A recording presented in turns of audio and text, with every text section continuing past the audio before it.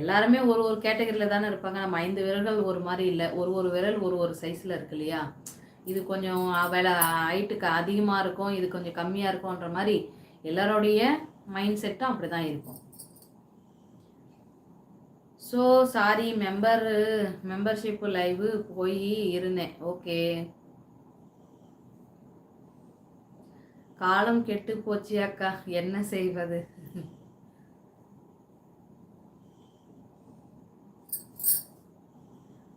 நீங்க சொல்வதுதான் உண்மை அக்கா. கண்டிப்பா. Welcome Muniraj bro. ஏன்னா இப்ப நான் கூட அப்படி உக்காரலாம், ஆனா அவங்க பேசுறதுக்கு நான் வந்து செவி கொடுத்து கேட்கறதுக்கோ பதில் சொல்றதுக்கோ நான் தயாரா இல்லைன்னும் போது என்ன நான் வந்து சரி பண்ணிக்கணும் அப்படின்னு முடிவு பண்ணிதான். இது தப்பு கிடையாது. இப்படி போட்டு நான் பாட்டு இப்போ உக்காந்துட்டு இருக்கேன் அப்படின்னும் போது அவங்க தேவையில்லாத ஏதாவது ஒன்று சொல்லி நம்ம மனசு சங்கடப்படுத்துவாங்க. இது பேசிக்காக தான் நான் சொல்லியிருக்கேன். அதனால வந்து நம்ம பார்க்க வைக்கிறதுக்காக என்ன வேணா பண்ணலாம் அப்படின்னு நம்ம பண்ணோம்னா, நாளைக்கு நான் 2 பொண்ணு வச்சுருக்கேன், நாளைக்கு நம்ம வெளியில் போகணும், அதே மாதிரி நம்ம சொந்த பந்தங்கள்லாம் சிலர் பார்க்குறாங்க, அப்புறம் நம்மளை என்ன சொல்லுவாங்க? அப்படிலாம் ஒன்றும்லாம் வந்து யாரையும் வந்து பார்க்க வைக்கிறதுக்காக ஃபுல்லாக அப்படியே மேக்கப்லாம் போட்டுக்கிட்டு ஒரே ஒரு மாதிரிலாம் நம்மளால் பண்ண முடியாது. நான் எப்படி இயல்பாக இருக்கணும், நான் இது இந்த தலை வந்து பார்த்திங்கன்னா நான் சாயங்காலம் வரணும் தான், இதை இப்படிலாம் இருக்குது, இதெல்லாம் நான் கண்டுக்கவே மாட்டேன். ஏன்னா நான் வந்து இயல்பாக இருக்கிறோன்னு நினச்சி தான் நான் வரேன். இது வந்து இதுக்காக நான் வந்து மேக்கப் பண்ணணும், இதுக்காக நான் டச்சப் பண்ணணும், இதெல்லாம் பூசிட்டு வரணும்னு நான் எப்பவுமே நினைக்க மாட்டேன். என்னோட இது அப்படி தான். 1999 பணம் போயிடுச்சு, என்ன பண்ண முடியும் சந்தியா? வெல்கம் கார்த்தி அண்ணா, வணக்கம். தம்பின்னு கூப்பிட சொன்னா அண்ணாவா? வெறுப்பேற்றுறீங்களா அவங்கள?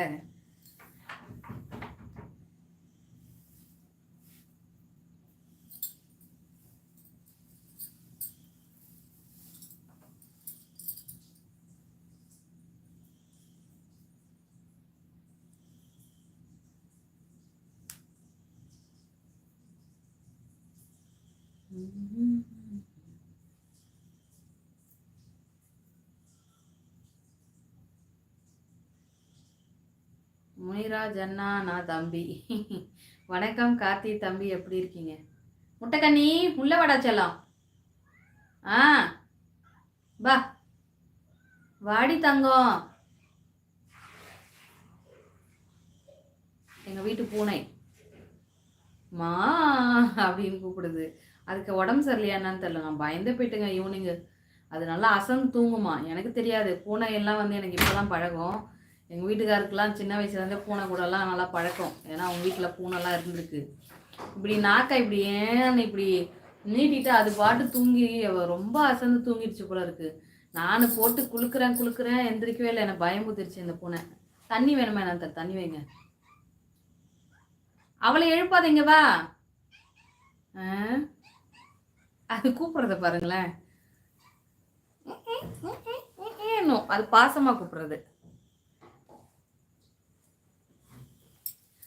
உன்னுடைய லைவ் ஸ்டைலு எனக்கு தெரியும் சரிங்களா சந்தியா? ஒரு சில கேவலமா நடிக்கிறாங்க, மேக்கப்பு போடுவாங்க, அது இதுவும் அட்டி போடுவாங்க. அந்த